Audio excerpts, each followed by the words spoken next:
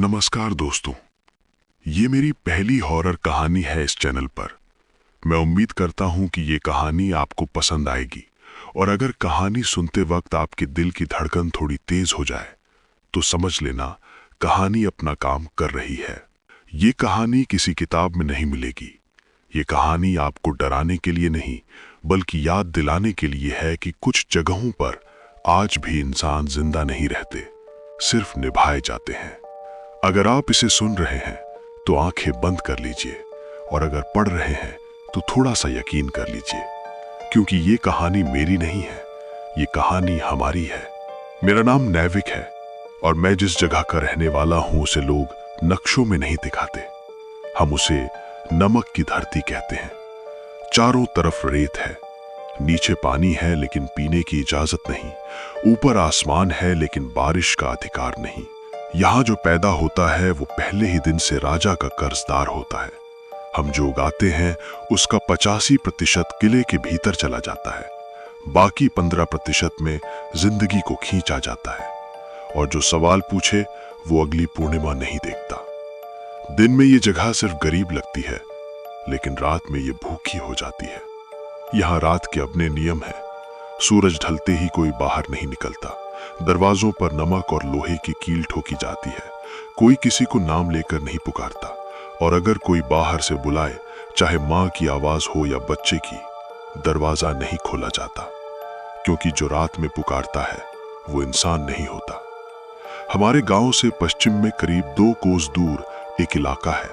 वहां कुछ उगता नहीं, न फसल न झाड़, लेकिन रात में वहां आकृतियां उठती हैं। उन्हें हम सांस लेते मुर्दे कहते हैं। उनकी छाती चलती है, आंखें खुली होती हैं लेकिन दिल नहीं धड़कता। वे चलते नहीं, घिसकते हैं और जिस पर गिर जाएं उसे जिंदा नहीं खाते, उसे धीरे धीरे अपना बना लेते हैं। उस साल मुझे गांव का मुखिया चुना गया। मैं खुश नहीं था, क्योंकि यहां मुखिया होना सम्मान नहीं, पहली बलि होना है। उसी महीने 3 बोरे अनाज किले तक नहीं पहुंचे। किसने चुराया, किसने खाया, किसी को नहीं पता, लेकिन राजा को फर्क नहीं पड़ता। उसे बस संख्या चाहिए। सजा आई कि गांव के 7 लोगों को पूर्णिमा की रात रेत में जिंदा दफन किया जाएगा। उस रात मैं पहरा दे रहा था। हवा रुकी हुई थी, जैसे रेत सुन रही हो। तभी मेरे पीछे किसी ने कहा, मुखिया। मैं नहीं मुड़ा, क्योंकि आवाज मेरे पिता की थी और मेरे पिता 10 साल पहले मर चुके थे। जब मैं गिरने ही वाला था तभी किसी ने मेरा कंधा पकड़ा। वो काला यात्री था। पूरा शरीर जैसे साया, चेहरा नहीं दिखता था, सिर्फ आंखें, ना नीली ना सफेद, बल्कि जैसे रेत में जमी चांदनी। उसने कहा, अगर मुड़ जाते तो अब सांस नहीं लेते। उसने मुझे बताया कि ये इलाका पहले एक सभ्यता था। लोगों ने पानी को बांधा, जमीन को निचोड़ा और कमजोरों को जमीन के नीचे दफन किया। जब मौतें बढ़ीं तो लाशों को रेत में छुपा दिया गया, लेकिन रेत कुछ नहीं भूलती। मैंने उससे पूछा, इन्हें मारा कैसे जाए? उसने कहा, इन्हें काटा नहीं जाता, इन्हें याद दिलाया जाता है कि वे मर चुके हैं। उसने मुझे एक पुरानी तलवार दी, न चमक न धार, बस भारी। उसने कहा, जब मारो तो गुस्से से नहीं, याद से मारना। पूर्णिमा की रात आई, 7 लोग रेत में उतारे गए। राजा के सैनिक हंस रहे थे। तभी जमीन हिली, रेत फटी और वे सब उठ खड़े हुए जिन्हें 100 साल पहले जिंदा दफनाया गया था। काला यात्री मेरे पास खड़ा था। उसने कहा, आज राजा गिरेगा लेकिन व्यवस्था नहीं। अगर व्यवस्था तोड़नी है तो तुम्हें मेरे जैसा बनना होगा। मैंने तलवार उठाई। रेत ने सांस ली, जैसे जमीन के नीचे कोई बहुत पुराना सीना हो जो सदियों बाद पहली बार हवा खींच रहा हो। काला यात्री मेरे सामने खड़ा था। उसके चेहरे पर कोई भाव नहीं था, लेकिन उसकी आंखें मेरी आंखों के अंदर तक उतर रही थीं। उसने कहा था, आज राजा गिरेगा लेकिन व्यवस्था नहीं। उस वाक्य का मतलब मुझे तब समझ नहीं आया था। रेत से जो निकले थे वे सिर्फ लाशें नहीं थीं। उनके शरीर पर कपड़े नहीं थे, लेकिन जख्म थे। कुछ के गले कटे थे, कुछ की छाती धसी हुई थी और कुछ के चेहरे ऐसे थे जैसे मरते वक्त भी उन्होंने चिल्लाने की इजाजत नहीं पाई हो। वे राजा के सैनिकों की तरफ नहीं बढ़े, वे सीधे गांव की तरफ मुड़े। मैं चिल्लाया, लेकिन आवाज मेरे गले में ही दब गई। काला यात्री तब भी शांत था। उसने कहा, इन्हें रोको मत, ये अपना रास्ता खुद जानते हैं। मैंने पूछा, ये गांव वालों को मार देंगे? उसने सिर हिलाया, नहीं, ये सिर्फ उन्हें छुएंगे जो दोषी हैं। मैं समझ गया कि आज रात कोई न्याय होने वाला है, लेकिन वो इंसानों वाला न्याय नहीं होगा, ये धरती का न्याय था। गांव के वो लोग जो बरसों से राजा के लिए मुखबिरी करते थे, जो चोरी छुपे सैनिकों को रास्ते बताते थे, जो रात में दूसरों के घरों की तरफ इशारा करते थे जब सैनिक किसी को उठाने आते थे, उनके घरों के दरवाजे अपने आप खुल गए। मैंने देखा एक आदमी अपने ही आंगन में गिरा पड़ा था। उसके ऊपर कोई वार नहीं था। उसकी आंखें खुली थी लेकिन सांस नहीं थी, जैसे किसी ने उसकी जिंदगी वापस मांग ली हो। सुबह होने तक गांव में 19 लोग मर चुके थे और अजीब बात यह थी कि किसी बच्चे, किसी औरत, किसी बूढ़े को खरोंच तक नहीं आई थी। राजा के सैनिक जब पहुंचे तो वे डर गए। उन्होंने ऐसी मौत कभी नहीं देखी थी, न कोई खून, न कोई हथियार, न कोई दुश्मन। उन्होंने मुझे पकड़ा। मैं मुखिया था, दोषी होना मेरे चेहरे पर लिखा हुआ था। मुझे रस्सियों से बांधा गया। मेरी मां दूर खड़ी थी। उसकी आंखों में आंसू नहीं थे, बस एक अजीब सा सुकून था, जैसे उसे पहले से पता हो कि ये रास्ता यहीं खत्म नहीं होता, कि ये रास्ता यहीं खत्म नहीं होता। किले तक का सफर 3 दिन का था। रात में हमें खुले में रोका जाता था। सैनिक आग जलाते थे, लेकिन उस आग की रोशनी रेत को और डरावना बना देती थी।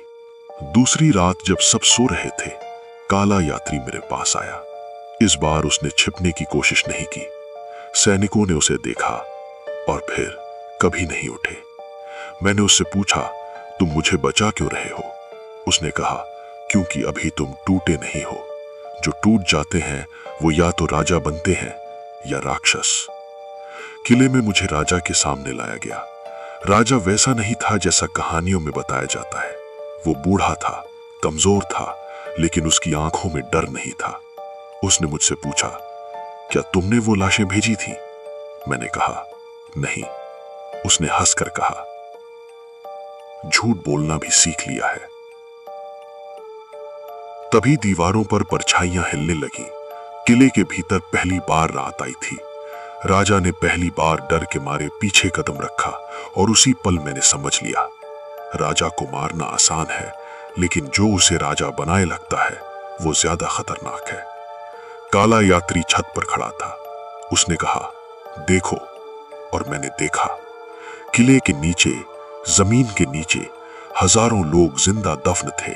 सिर्फ शरीर नहीं, उनकी यादें, उनका गुस्सा, उनकी भूख। राजा उनका पहरेदार था, उनका मालिक नहीं।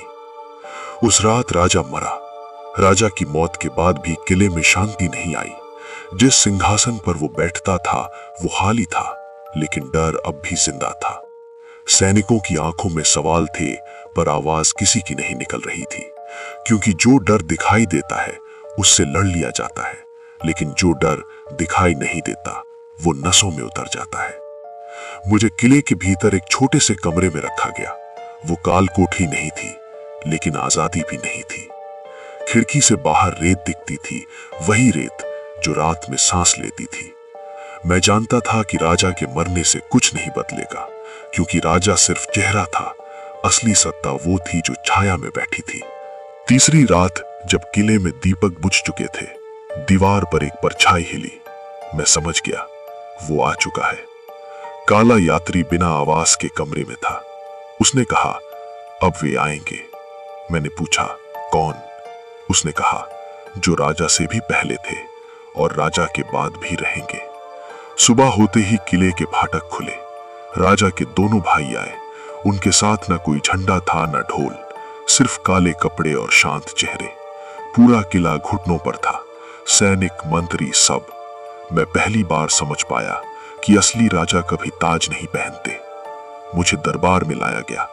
राजा का भाई मुझे देखकर मुस्कुराया। उसने कहा, यही है वो लड़का जिसकी वजह से रेत जाग गई? मैंने कुछ नहीं कहा, क्योंकि उस पल मुझे एहसास हुआ चुप रहना भी एक हथियार होता है। उसने कहा, तुम्हें मारा नहीं जाएगा, तुम्हें देखा जाएगा। अगर तुम झूठ हो तो खुद मर जाओगे, और अगर सच हो तो दुनिया बदलनी पड़ेगी। मुझे किले से बाहर ले जाया गया, रेगिस्तान के उस हिस्से में जहां कभी कोई नहीं जाता। वहां पत्थरों के बीच एक दरवाजा था, वही दरवाजा जिसके बारे में सिर्फ कहानियां थीं। दरवाजा खुला और अंदर जो था वो मौत नहीं थी, वो इतिहास था। हजारों लोग जिंदा, लेकिन सोते हुए नहीं, बंधे हुए। उनके शरीर पर जख्म नहीं थे, लेकिन आंखों में सवाल जमे हुए थे। वे लोग जो कभी विद्रोही थे, जो राजा से नहीं डरे और इसलिए कभी मरे भी नहीं। राजा के भाई ने कहा, यही है असली शक्ति, डर से नहीं, उम्मीद से बंधी हुई। अगर ये जाग गए तो न राजा बचेगा न राज्य। मैंने पीछे देखा, काला यात्री नहीं था,